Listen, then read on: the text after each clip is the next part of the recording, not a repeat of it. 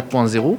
Bien sûr, l'enjeu aujourd'hui, c'est de définir le modèle, définir quels sont les projets structurants qui vont permettre et définir quelles sont les priorités et les use cases prioritaires pour notre industrie pour qu'elle soit le plus résiliente possible. Et d'ailleurs, c'est le titre de cette rencontre qui est d'ailleurs très bien choisi, l'industrie 4.0 au service d'une économie résiliente. Pour passer à l'industrie 4.0, il n'est pas obligatoire de passer par toutes les révolutions industrielles. Il y a ce qu'on appelle le leapfrog.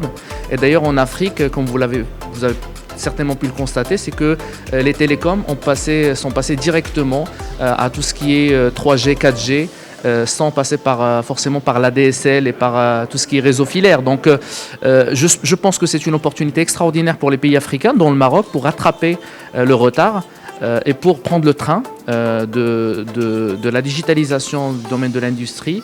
Et c'est ce qui va permettre justement d'avoir une économie résiliente et autonome. Et bien entendu, c'est ce qui va également permettre d'avoir une souveraineté industrielle et technologique.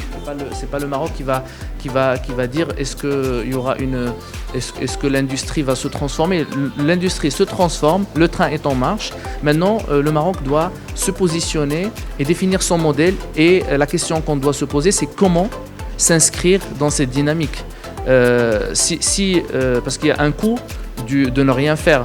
Si le Maroc ne définit pas une stratégie, ce sera encore trop tard et on va rater cette quatrième révolution industrielle.